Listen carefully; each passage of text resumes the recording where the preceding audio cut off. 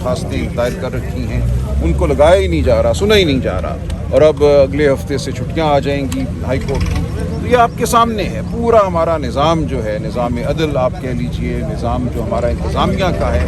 انتظامیہ بھی تو کسی قانون کے تحت کام کرتی ہے. جیل کا ایک قانون ہے, کب ملاقات ہونی ہے, خاندان کی ملاقات, وکلاء کی ملاقات, دوستوں کی ملاقات, کچھ بھی نہیں ہو رہا. جن مقدمات میں میں خان صاحب کا وکیل ہوں ان میں بھی مجھے پیش نہیں ہونے دیا جاتا.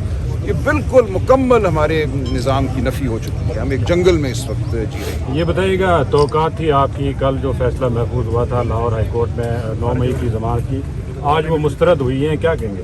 یہ افسوس کی بات ہے, یہ بہت افسوس کی بات ہے. لیکن بہرحال ہم سپریم کورٹ جائیں گے, اس سے آگے بڑھیں گے. جو یہ نظام ہے اس سے ہم بہرحال ٹکراتے رہیں گے. ہمیں امید اب نہیں ہے کوئی اس نظام سے, لیکن یہی نظام ہے جس سے ہم نے ٹکرانا ہے. اس کو ہم نے شرم بھی دلانی ہے, ہم نے کوشش کرنی ہے کہ یہ نظام سدھرے. اسی کے لیے ہم کھڑے ہیں. پاکستان کی عوام منتظر ہے.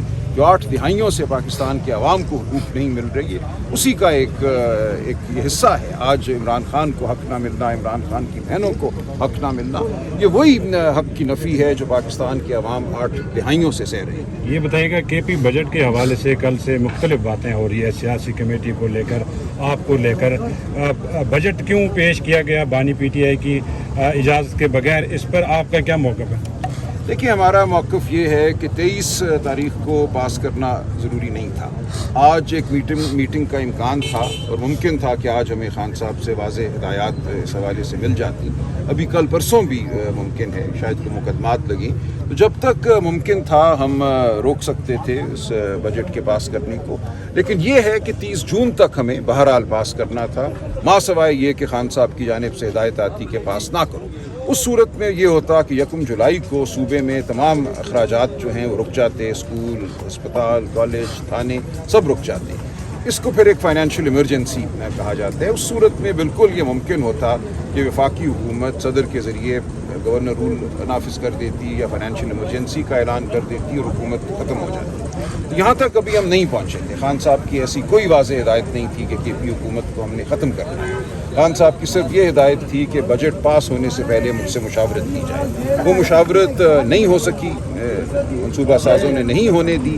لیکن ابھی چند دن باقی تھے. ہم سمجھتے ہیں مشاورت کی کوشش ہمیں جاری رکھنی چاہیے تھی اور انتظار کرنا چاہیے تھا. اس لیے اس حوالے سے سوال اٹھے ہیں کہ 23 تاریخ کو یہ بجٹ کیوں پاس کیا. پولیٹیکل کمیٹی نے یہ فیصلہ کیا تھا کہ بجٹ پاس کرنے کا 30 تاریخ آخری دن کہا تھا کہ جتنا ممکن ہو سکے روکا جائے اور خان صاحب سے ملاقات کی کوشش کی.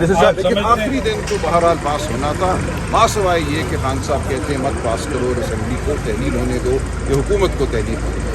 چونکہ ایسی کوئی واضح ہدایت نہیں تھی کہ اسمبلی کو یا حکومت کو ہم نے تحلیل کرنا ہے, اس لیے سیاسی کمیٹی, پولیٹیکل کمیٹی نے یہ کہا کہ بجٹ پاس کیا جائے لیکن جہاں تک ممکن ہو خان صاحب سے مشاورت کی جائے. پولیٹیکل کمیٹی کی طرف سے کوئی ٹائم فریم نہیں دیا گیا, اور یہ ٹائم فریم تو یہی ہے نا جی, 30 جون آخری دن. آپ سمجھتے ہیں یہ اجلت میں کیا گیا؟ جو کے پی اسمبلی نے کیا ہے بظاہر وہ اجلت نہیں کیا. بیرسٹر صاحب کو ملاقات کی اجازت دے دی گئی, باقی لوگ آپ سارے یہاں کھڑے ہیں, اس کی کیا وجوہات ہے سر؟ پوچھیں نا آپ منصوبہ سازوں سے پوچھیں. Thank you sir. بہت شکریہ. شکریہ سر.